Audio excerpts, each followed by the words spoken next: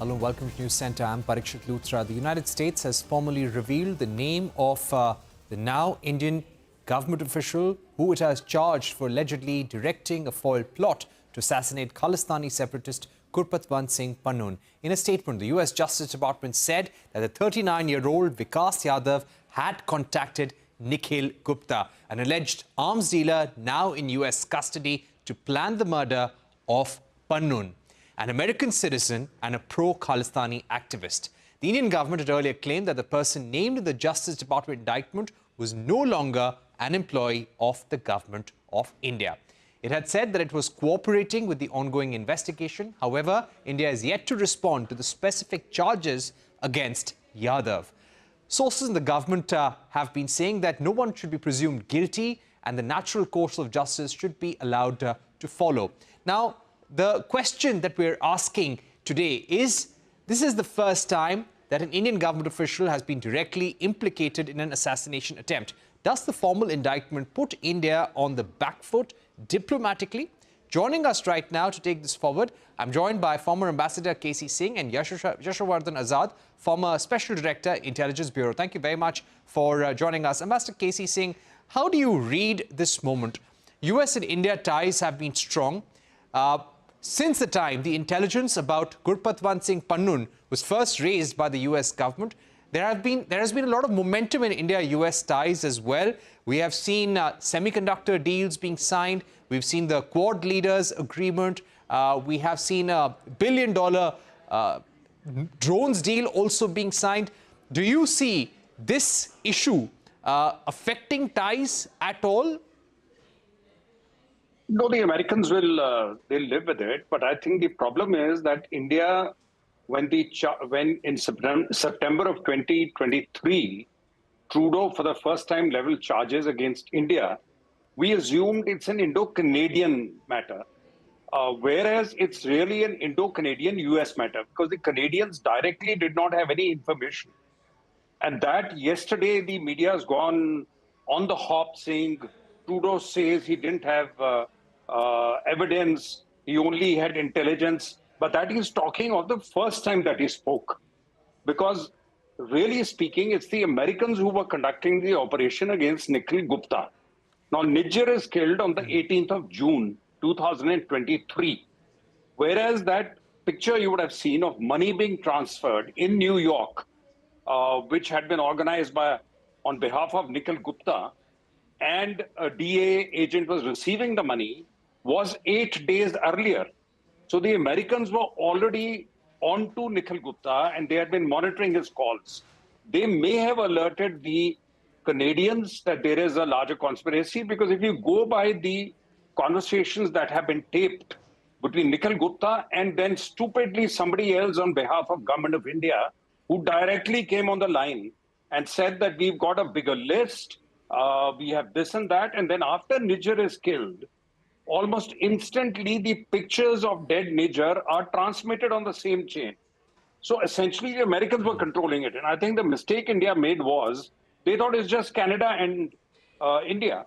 So you can, start a boxing match with Trudeau without realizing the real thing is the Americans could not share the entire intelligence because they hadn't yet grabbed Nikhil Gupta, which they did by the end of June. And then they got the extradition done. Now, when India keeps saying there's no proof, where is the proof? Well, if there is no proof, why is Nikhil Gupta extradited by the Czech Republic? So obviously they were saying, now FBI has come out with a picture of an Indian official. And there's a 2-member delegation from India, which was in US, apparently led by a deputy national security advisor. And they told the Americans that we've taken action, we've thrown the person out. But that doesn't change the legal factors, because once the trial starts in New York, more and more details will come out. And I don't think anybody in the world believes that a middle-level R&A official can imagine and execute a plan of this nature involving transfer of huge amount of dollars in New York without anybody else in his office knowing about it. I think this is really stretching credibility. Right. Mr. Azad, what does this incident do to our entire intelligence apparatus? Can India say that, no, we were not involved in this? The government of India, the highest levels of the government of India did not sanction something like this. In the Canada case, we've said that we have no evidence from Canada. In the US case, we've treated things differently. We said that we'll set up an inquiry. And as Ambassador K.C. Singh said, that we've sent senior officials to speak out and discuss this matter with the United States as well. How does this affect our intelligence system? Not really. It doesn't impact, in fact, in any way at all. You know, some operations are successful, some operations are not successful. In the American case, the government has already said that the concerned official is no longer with the government. That means he has been, and the Americans have also said that they are satisfied. Now, the actual operation, I mean, India has denied that it has got any hand with it, rightly so. And we have a right to say that we don't have a hand in this, and there's no sanction from the highest level of the government. The question is that the Americans very well understand the need to target, American terrorists. I will call him an American terrorist because he's an American. A person who has threatened the Prime Minister had said that, so many lakh dollars will be given if the Prime Minister is killed. So many dollars will be given if a Khalistani flag is mounted on 26th of January. India has every right. Now, NIA dossiers were presented to both the Americans and also the Canadians. Neither are you extraditing this man. Neither are you doing anything. On the other hand, if the Americans designate a terrorist and he becomes a world terrorist and they kill them anywhere with drones, with collateral damage, there is no problem. In this case, perhaps the problem is because this gentleman, so-called gentleman, happens to be on the American soil. And because he is on the American soil, so the human rights issues, come up. That's why this is a kind of, moral high ground which is taken, which is very, very strange. And in the case of Canada, for example, when India asked them to take Ambassador K.C. Singh? Right. Ambassador K.C. Singh, I'd like to ask you, why do you think, considering the strong ties between India and the United States, some officials, former intelligence officials, believe that this plot did not go through? When the US first sniffed that maybe something was wrong, they could have sought a clarification from the Indian government. Why do you think the US preferred to develop this intelligence and then put India in the dock? I don't know what their thinking is, but obviously they've taken it very seriously. Look, let's remember that when Putin was bumping off dissidents in England, one was poisoned, one was attacked. The British also sent out their diplomats, and all the Five Eyes countries came together. Because when it comes to taking action in any of those countries against their citizens, then they obviously react very strongly. So it's not just America. So the issue here is that we've not been able to convince the Americans about the culpability of a particular person. Because after all, when you seek extradition, normally we have an extradition treaty with the Americans. The treaty says that either you will punish him yourself or you will extradite him. Let them not extradite, but they should start punishing them. The fact that that punishment is not there means that we have not been able to convince them that these are just loud mouths. They just go around talking. So under the freedom of expression thing, we can't do anything. But you would remember that even Pannu, at one stage, when he said, at some stage, he started threatening the people, then he realized he had crossed the red lines. He realized the Americans will pick him up then. And then he went back on that. So, he's been kind of riding very close to the red line. That is a thing to discuss with the Americans, to tell them that you have to take action, but you don't start off an operation like this, because then that plays, it plays badly with the Sikh diaspora. You weaken the moderate elements in it, which is what you don't want. You want to win over the moderate elements and isolate the small fringe, which is radical. Now, do you want them all radicalized? Do you want to condemn all of them? Now, that is not a sensible way to deal with the diaspora. The sensible way is you go after, push the Americans and tell them to start taking action wherever you feel that somebody's crossed the red line. Right. Yashovardhan, Azad, my final question to you. do you get a feeling that too much blame is falling on one individual, that is Vikash Yadav?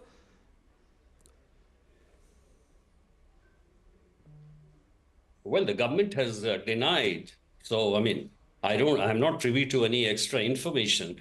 So if Vikas Yadav is the person who's named by the FBI, obviously the blame is going to be on him. And the government has thereafter, there is no further evidence beyond that. And that's why they've talked about Vikas Yadav. But let me tell you another thing about this Pannun or about this Niger. This time, the NIA has prepared such excellent dossiers, almost collating each and every piece of evidence which has been shown to the Americans and which has shown to the Canadians. They have not agreed to take any action in the name of human rights and freedom of their citizens' rights, etc. And despite the attacks on our diplomats in Canada also, they have refused to take any action. Given this, and in addition, there is a Lawrence Bishnoi gang which is there. India had also asked them to take action against the Bishnoi gang. That was also not done. So in view of all this, I think India did what it could. And if they have not reacted, and let me tell you, the Americans are very, very practical. They have strategic ties. Yes, we may have to buy a few, a lot more arms. We have just bought drones. They are not going to, spoil the relationship on this particular issue. So I know they are more practical. Right. So the long-term health of the relationship is intact, but this is clearly to send out a message to India that such acts are never be tolerated on our soil. We have to take a break. I'd like to thank Ambassador K.C. Singh and Yashovardhan Azad for joining us on the program. On the other side, the festive season is here, but is it really bringing cheer to retailers and auto dealers? A mood check when we return.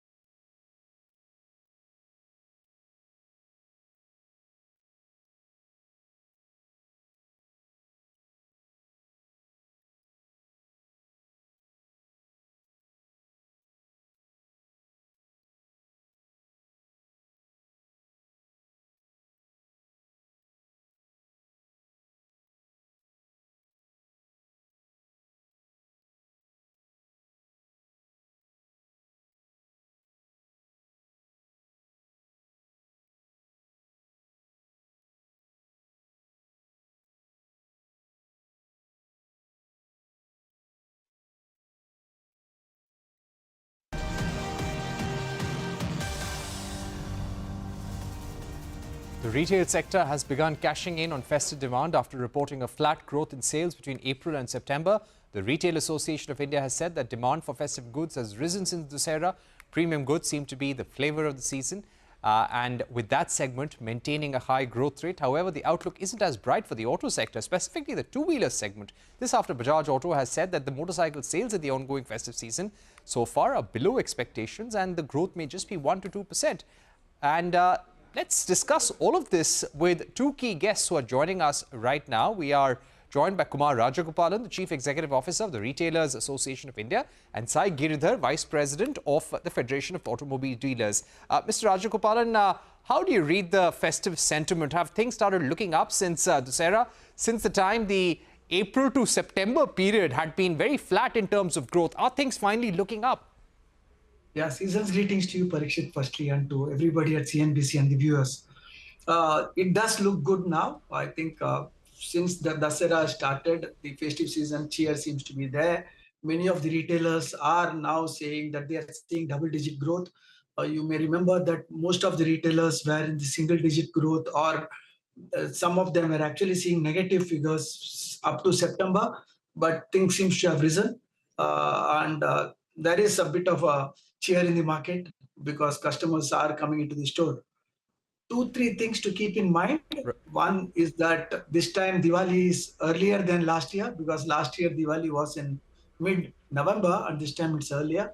The second thing is that we always look at cheer from the point of view of how discretionary products get sold, but we are seeing that garments and things that are related to the occasion are getting sold well. Jewelry sector is also showing some growth. So those are good indications. Most importantly, I think we were seeing a big worry in the bottom of the pyramid consumption in the value segment, and that is also showing some growth now. Right. That is good to hear. Let me also go across to Sai Giridhar. Sai Giridhar, what do you think is going wrong with the two-wheelers? This was supposed to be a good festive season. Companies were preparing with big discount schemes, high inventory. What's been going wrong? So, hi Parikshit, thanks for having me here. See, I don't want to comment about Bajaj Auto to be specific, but as far as two-wheeler is concerned, I'm talking about two-wheelers in general. Yeah. So, if you talk about two-wheeler in general, I don't think anything is going wrong with two-wheeler. We have the data with us for the first 10 days of Navratri festival, and if you compare it with last year, there is a good double-digit growth. And if you want to be specific to two-wheeler industry, it is 12% growth when you compare it with last year. Overall segment, there is a double-digit growth. The only segment wherein we've seen some headwinds is tractor segment, wherein we're seeing a negative growth. Rest, all the segments are in green. So the walk-ins are there, the customers are there, and in fact, if you know that we'd anticipated this demand this festival season, and we're still bullish.